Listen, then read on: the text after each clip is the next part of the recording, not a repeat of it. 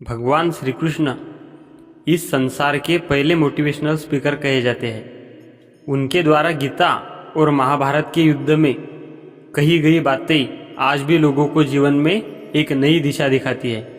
श्री कृष्ण ने कर्म, धर्म और व्यवहार से जुड़े कई ऐसे वचन दिए हैं जिन्हें जानकर आपको इस संसार में एक प्रेरणा के साथ जीने में मदद मिल सकती है। तो आइए जानते हैं उनके ऐसे ही 15 आध्यात्मिक विचार। कर्म का फल व्यक्ति को उसी तरह ढूंढ लेता है जैसे कोई बछड़ा सैकड़ों गायों के बीच में अपनी माँ को ढूंढ लेता है। मैं सभी जीवों में विद्यमान हूँ, मैं चींटी में भी विद्यमान हूँ और हाथी में भी विद्यमान हूँ।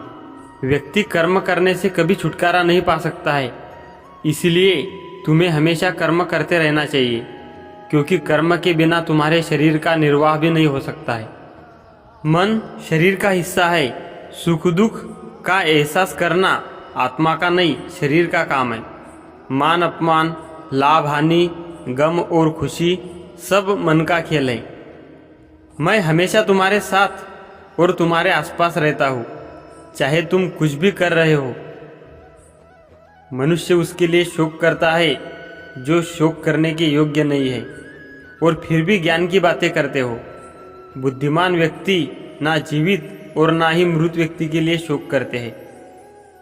मोहग्रस्त होकर अपने कर्तव्य पथ से हट जाना मूर्खता है, क्योंकि इससे ना तो तुम्हें स्वर्ग की प्राप्ति होगी और ना ही तुम्हारी कीर्ति बढ़ेगी। निर्बलता अवश्य ईश्वर देता है, परंतु मर्यादा मनुष्य का मन खुद निर्माण करता है।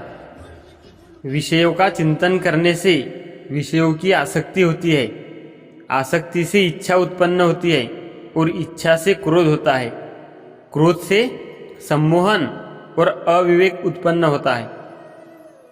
अमीर बनने के लिए एक एक क्षण संग्रह करना पड़ता है, किंतु अमर बनने के लिए एक एक कण बांटना पड़ता है। जन्म लेने वाले के लिए मृत्यु उतनी ही निश्चित है जितना कि मृत होने वाले के लिए जन्म लेना। इसलिए जो अपरिहार्य है उस पर शोक मत करो। क्रोध से भ्रम पैदा होता है, भ्रम से बुद्धि व्यग्र होती है, और जब बुद्धि व्यग्र होती है तब तर्क नष्ट हो जाता है। जब तर्क नष्ट होता है तब व्यक्ति का पतन हो जाता है। धर्म युद्ध में कोई भी व्यक्ति निष्पक्ष नहीं रह सकता है। धर्म युद्ध में जो व्यक्ति धर्म के साथ नहीं खड़ा है, इसका अर्थ है वह अधर्म का साथ दे रहा है, वह अधर्म के साथ खड़ा है। अगर कोई मनुष्य हमारे साथ बुरा कर रहा है तो उसे करने दो, यह उसका कर्म है और समय उसके कर्म का फल उसे जरूर देगा। लेकिन हमें कभी भी किसी के साथ बुरा नहीं करना चाहिए, क्योंकि यही हमारा धर्म है। इच्छा पूरी नहीं होती तो क्रोध बढ़ता है, और इच्छा पूरी होती है तो लोभ बढ़ता है। इसलिए जीवन की हर स्थिति में धैर्य बनाए रखना। दोस्तों याद रखिए, आप यदि कुछ अच्छा सुन रहे हैं तो वह श्री मोटिवेशन हर सोमवार शाम 7 बजे इस पेज पर देखिए एक नई कहानी।